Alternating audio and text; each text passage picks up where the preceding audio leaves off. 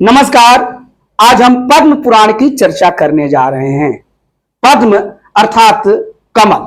अब बताएंगे कि इसका क्या मतलब है और इस पुराण में किन किन विषयों की व्याख्या की गई है। सबसे पहले तो यह क्रम संख्या में, पुराण चूंकि 18 है, क्रम संख्या में यह दूसरे स्थान पर आता है और विशालता की दृष्टि से भी यह दूसरे स्थान पर आता है। सबसे विशाल जो पुराण है वह स्कंद पुराण है और दूसरे स्थान पर यह है क्योंकि इसमें श्लोकों की संख्या 55,000 है और कहीं कहीं 50,000 भी मिलती है। इसकी जो भाषा है वो संस्कृत है और रचयिता जो हैं वेद व्यास जी हैं। यह एक वैष्णव पुराण है, यानी कि इसमें विष्णु की चर्चा की गई है, विष्णु की प्रधानता बताई गई है। देखिए, पद्म पुराण ये माना जाता है कि ब्रह्मा जी की उत्पत्ति विष्णु की नाभि कमल से हुई है और उत्पत्ति होने के बाद उन्होंने विष्णु जी की इच्छा से इस सृष्टि की रचना की और इसलिए इस पुराण को पद्म पुराण कहा जाता है। और ये देखिए, यह जो पुराण है इसमें की सबसे बड़ी बात है कि इसके जो आख्यान हैं या इसके जो कथानक हैं वो तीर्थ और व्रत संबंधी न होकर पौराणिक पुरुषों और राजाओं के बारे में है। ये एक मुख्य बात है कि इसमें पौराणिक पुरुष और राजाओं की विशेष चर्चा की गई है और इसके जो भी कहानी है या आख्यान है या वर्णन है वह बिल्कुल नवीन, विचित्र और चमत्कृत करने वाली है। माने उसमें चमत्कार दिखता है इनकी कहानियों में, इनके आख्यान में। ये जो पुराण है इसमें 5 खंड है, हालांकि कहीं कहीं 2 और अलग से खंड मिलते हैं, लेकिन नारद पुराण में 5 खंड की चर्चा की गई है जो इस प्रकार है और 2 जो अन्य खंड है उसकी भी हम चर्चा करेंगे। तो 5 खंड है। सबसे पहला इसका सृष्टि खंड है और देखिए सृष्टि खंड में किन विषयों की चर्चा की गई है। सृष्टि खंड में मनुष्य की 7 प्रकार की सृष्टि रचना बताई गई है। सृष्टि खंड में पुष्कर आदि तीर्थों का वर्णन है और सृष्टि खंड में ही सावित्री सत्यवान की कथा है, जो कहा जाता है कि सती सावित्री और अपने सतीत्व के बल पर वह अपने मरे हुए पति को भी यमराज से खींच के लेके चली आती हैं। तो उनके पति सत्यवान थे, तो सावित्री सत्यवान की कथा मिलती है। नरकासुर या कार्तिकेय की भी कथा मिलती है और कैसे कार्तिकेय ने राक्षस का वध किया। इसमें सबसे बड़ी बात है कि श्राद्ध कर्म का चर्चा है और इसमें चर्चा है कि पितरों का जो श्राद्ध कर्म, श्रद्धा पूर्वक जो श्राद्ध कर्म करता है उसको पितृ लोग धन, संतान, यश, कीर्ति, लक्ष्मी सभी का आशीर्वाद देते हैं और इससे वो संपन्न होता है। इसमें पर्वत, द्वीप, सागर, नदियां आदि की चर्चा है। इसमें रामेश्वरम की भी चर्चा है, जहां सेतुवान रामेश्वरम है। यहाँ पर एकादशी व्रत की चर्चा है। गंगा जी का महात्म्य बताया गया है गंगा का, साथ ही साथ गंगा, गणेश और सूर्य स्तुति भी इसमें बताई गई थी। सब इसके विषय वस्तु हैं।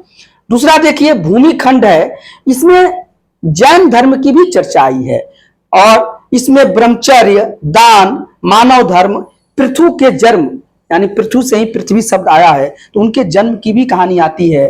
और यहाँ पर विष्णु उपासना की बात की गई है। यहाँ पर शिव महिमा भी बताई गई है, भगवान शिव की भी महिमा बताई गई है।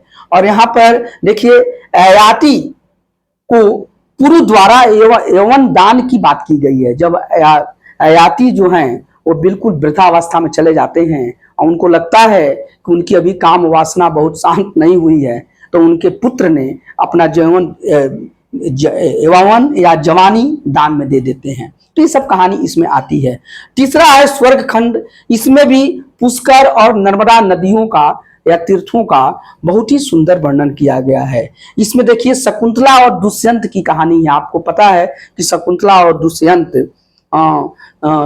से ही भरत का जन्म हुआ और ये भी माना जाता है बहुत जगह कि भरत के नाम पर ही देश का नाम भारतवर्ष पड़ा। इसमें ग्रह नक्षत्रों की बात की गई है, दियोदास की चर्चा है, हरिश्चंद्र, मंधाता आदि पौराणिक पुरुषों की चर्चा है। इसमें भारतवर्ष का बहुत सुंदर वर्णन किया गया है।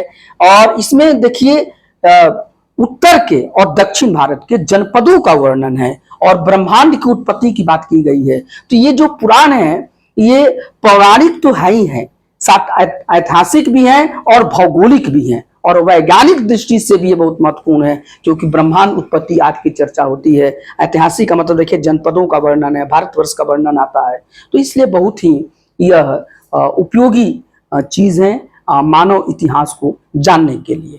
देखिए उसके बाद पाताल खंड है, चौथा है, इसमें राम कथा या रामावतार की चर्चा की गई है और यह भी रावण विजयोपरांत रावण पर जब राम विजय पाते हैं उसके बाद उनकी बहुत बृहद कहानी कही गई है। श्री कृष्ण महिमा और कृष्ण अवतार की भी इसमें चर्चा मिलती है। नारद का स्त्री रूप वर्णन का भी मिलता है। देखिए इसमें 12 महीनों वाली भौगोलिक चीजों का भी वर्णन आता है। जो 12 महीने हैं हमारे यहाँ हिंदू के जो 12 महीने माने जाते हैं तो सभी की इसमें चर्चा है। राक्षसों का भी वर्णन किया गया है। और देखिए 5वां जो है उत्तरखंड है और इसमें जलंधर राक्षस की बात की गई है। उनकी जो पत्नी है वृंदा वो बहुत सती थी और फिर उसी में और उसकी सतीत्व को बिना भंग किए हुए जलंधर मारा नहीं जा सकता था, तो उसको भगवान विष्णु मारते हैं। लेकिन फिर वृंदा जो थी वो विष्णु की बहुत बड़ी भक्त थी। बाद में वही तुलसी होती है जो तुलसी पौधा होती है और विष्णु से वो शादी जो तुलसी विवाह आदि होता है। तो सब ये इसमें चर्चा है। देखिए गंगा अवतरण की इसमें चर्चा की गई, गंगा कैसे पृथ्वी पर आती है, हरिद्वार के महत्व को बताया गया है, प्रयाग काशी गया आदि जगहों का वर्णन किया गया है। तो ये जो पुराण है बहुत ही महत्व की चीज है। इसमें बहुत सारे ऐतिहासिक चीजें देखने को मिलते हैं, साथ ही साथ भौगोलिक और वैज्ञानिक चीजों का भी हमें मिलता है, बहुत खगोलीय चीज मिलते हैं। और इसके साथ साथ देखिए 2 अन्य जो पुराण है, हालांकि ये जो 5 है ये नारद पुराण के अनुसार है, लेकिन और अन्य जगहों पर 2 और मिलते हैं। देखिए ये ब्रह्मखंड और क्रिया योग सागर खंड। ऐसे तो ये पद्म पुराण के 5 खंड हमने बताया, लेकिन 2 अन्य खंड भी मिलते हैं। तो पहला है ब्रह्मखंड। देखिए ब्रह्मखंड में मानव कल्याण का सुगम उपाय क्या है, कैसे मनुष्य सरलता से अपना कल्याण कर सकता है, इसकी चर्चा है। विष्णु और राम एक हैं, इसमें इस बात को समझाया गया है कि राम और विष्णु अलग नहीं है, दोनों एक ही चीज है। इसमें योग भक्ति और साकार ब्रह्म की चर्चा की गई है। इसके साथ साथ देखिए क्रिया योग सागर ये भी खंड है आपका, जो दूसरा अन्य खंड में आया है। इसमें कृष्ण की जीवनी और कुछ अन्य बातें कही गई हैं। तो ये पद्म पुराण है और ये बहुत ही उपयोगी पुराण है, इसे आप ठीक से समझिए। इस तरह से अन्य पुराणों की भी हम चर्चा करेंगे ताकि हम अपने संस्कृति को, अपने धर्म को और अपने पुराणों को समझ पाएं। धन्यवाद।